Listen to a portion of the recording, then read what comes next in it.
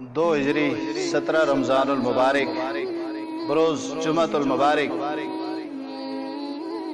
کفر اور اسلام کا پہلا معرکہ بدر کے مقام پہ ہوا، اور اس دن کو میرے رب نے بھی یوم الفرقان کے نام سے یاد فرمایا ہے کہ یہ وہ دن ہے جو حق اور باطل میں فرق کرنے والا دن ہے، کفر اور اسلام میں فرق کرنے والا دن ہے کہ ایک طرف بظاہر بے سر و سامانی کی حالت میں مسلمان تھے، تعداد میں 313 تھے، 2 گھوڑے اور چند اونٹ لے کر میدان میں اترے ہوئے تھے، جبکہ دوسری طرف 1000 کا لشکر پورے جنگی ساز و سامان کے ساتھ میدان میں اترا ہوا تھا، اپنے سے کئی گنا بھاری لشکر کے ساتھ مسلمانوں کا ٹکراؤ ہونے جا رہا ہے، اور پھر اللہ تعالیٰ نے حق کی مدد فرمائی، اللہ تعالیٰ نے باطل کو ختم کر کے رکھ دیا، اور یوم الفرقان کے دن فرشتوں کو بھیج کر اللہ نے مسلمانوں کی مدد فرمائی۔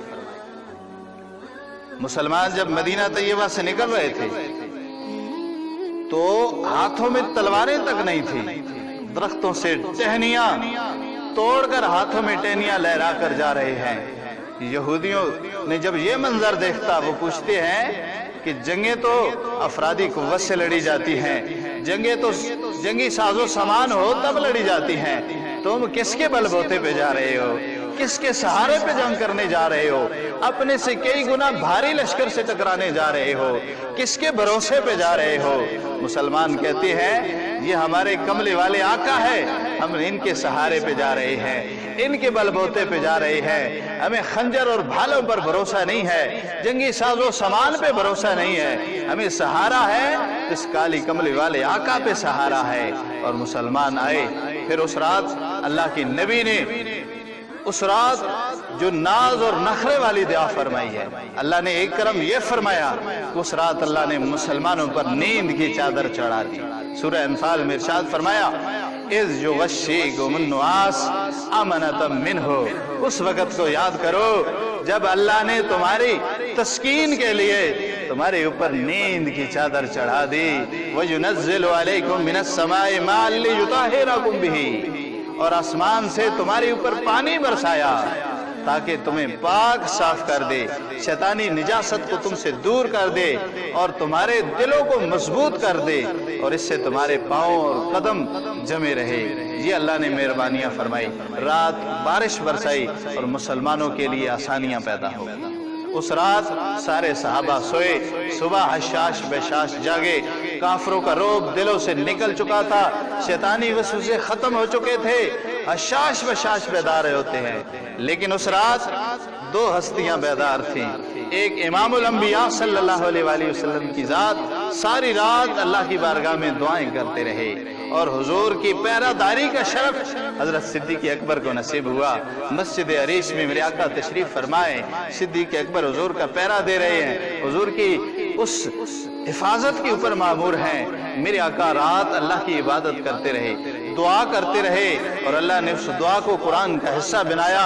سورہ انفال میں ارشاد فرمایا اذ تستغیثون ربکم، یاد کرو اس وقت کو جب تم اپنے رب سے استغاثہ کر رہے تھے، جب تم اپنے رب سے فریاد کر رہے تھے، فاستجب لکم، اس نے تمہاری دعا کو قبول کر لیا، اور فرمایا انی ممدکم بألف من الملائکۃ مردفین، کہ میں تمہاری مدد کروں گا 1000 فرشتے بھیج کر جو پے در پے آنے والے ہیں۔ اس رات میرے آقا نے ایسی دعا کی جو حضور کی سیرت سے نہ پہلے ہمیں ملتی ہے، نہ ایسی دعا حضور کی سیرت بدر کے بعد ملتی ہے۔ وہ ایسی دعا کون سی تھی؟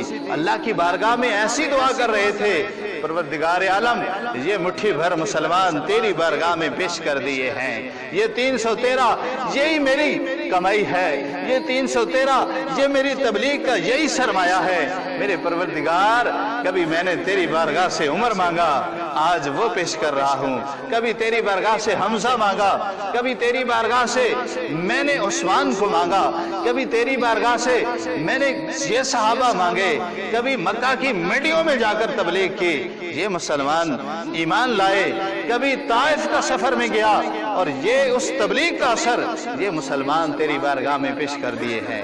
اب کفار کی بجلیاں ان کو جلانا چاہتے ہیں، اے میرے پروردگار ان کی مدد فرما۔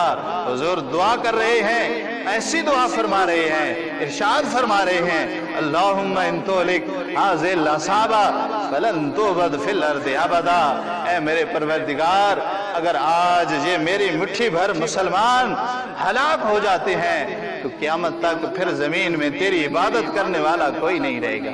یہ ناز والی دعا جب کر رہے ہیں اور حضور دعا کرتے کرتے ہاتھ بلند کرتے ہیں، حضور ہاتھ بلند کرتے جاتے ہیں، میرے آقا کے سر انور پہ چادر مبارک سرک کے کندھوں پہ آتی ہے، کندھوں سے نیچے آنے لگتی ہے۔ حضرت صدیق اکبر آگے بڑھتے ہیں، آگے بڑھ کر حضور کو تسلی دے کر کہتے ہیں حضور اب بس کر دیں، اللہ کی مدد آ جائے گی، اللہ کی مدد آ جائے گی، اب بس کر دیں، اللہ آپ کی مدد فرمائے گا۔